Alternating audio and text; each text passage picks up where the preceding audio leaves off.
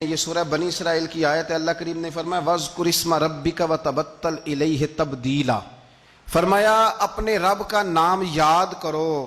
وَاذْكُرِ اسْمَ رَبِّكَ، اپنے رب کا نام یاد کرو۔ وَتَبَتَّلْ إِلَيْهِ تَبْتِيلًا، اور فرمایا سب سے کٹ کر اپنے رب کے ہی ہو رہو، سب سے کٹ کر۔ وَتَبَتَّلْ، سب سے کٹ کر۔ اسلام کے اندر رہبانیت منع ہے کہ آپ سارا کچھ چھوڑ چھاڑ کے صرف اللہ کی بارگاہ میں بیٹھ جائیں، حقوق ضائع ہوں، یہ منع ہے۔ لیکن کچھ ٹائم تو ایسا ہونا چاہیے نا، وَتَبَتَّلْ إِلَيْهِ تَبْتِيلًا، جس میں دوسرا کوئی نہ ہو، ایک بندہ ہو، دوسرا اس کا خدا ہو، اور درمیان میں اگر ہو تو صرف وسیلہ مصطفیٰ ہو صلی اللہ علیہ وسلم۔ تو میرے نبی پاک صلی اللہ علیہ وسلم کے غلاموں، یاد رکھنا، ہمیں یہ حکم دیا گیا، ہمیں یہ بتلایا گیا کہ وَاذْكُرِ اسْمَ رَبِّكَ وَتَبَتَّلْ إِلَيْهِ تَبْتِيلًا، کہ اپنے رب کا نام یاد کرو اور سب سے کٹ کر اپنے رب کے ہو کے رہو۔ کچھ گھنٹے اکیلے بیٹھیں تنہائی میں، اللہ کی یاد کریں، کچھ ٹائم نکالیں۔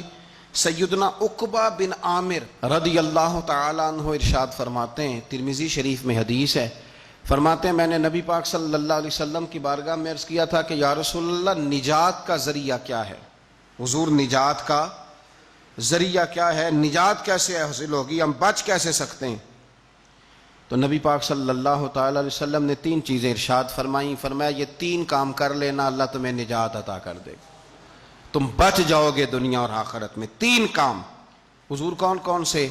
فرمایا ایک اپنی زبان کی حفاظت کرنا، دوسرا رسول کریم صلی اللہ علیہ وسلم نے فرمایا تمہارا گھر تمہارے لیے بہترین جگہ ہے، آوارہ نہ پھرنا، بلا وجہ نہ گھر سے نکلنا، بغیر سبب کے نہ گھومتے پھرنا، تمہارا گھر تمہارے لیے بہترین جگہ۔ تیسرا نبی پاک نے فرمایا جو خطائیں تم نے کی ہیں ان پہ رویا کرو، اللہ کی بارگاہ میں رویا کرو ان خطاؤں پہ۔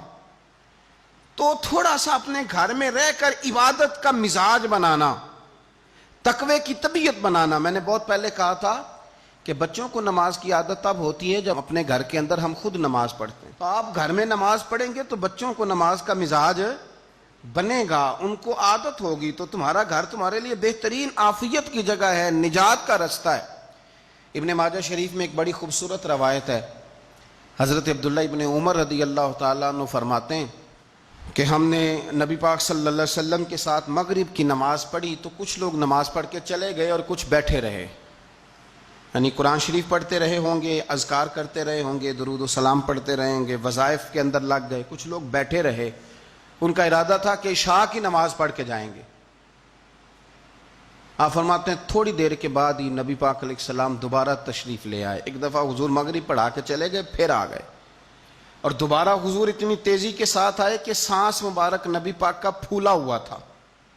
حضور آئے اور گھٹنے کے بل حضور بیٹھ گئے اور فرمایا ابھی ابھی تمہارے رب نے آسمان کا دروازہ کھولا ہے، اور اس نے تمہارے اوپر، یہ جو تم مغرب سے عشاء تک اللہ کی رضا کے لیے بیٹھے ہو، فرمایا ابھی اس نے آسمان کا دروازہ کھولا ہے اور تمہارے اوپر اس نے فرشتوں کے سامنے تم پر فخر فرمایا ہے۔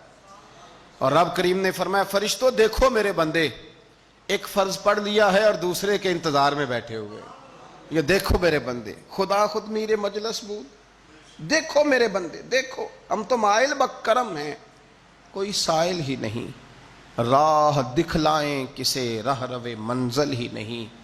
اور کہا تھا کہ کوئی قابل تو ہو، ہم شان کئی دیتے ہیں، اور میاں مانگنے والوں کو تو دنیا بھی نہیں دیتے ہیں، لیکن شرط یہ ہے کہ ہمارا مصلی کے ساتھ دل لگے، طبیعت لگے۔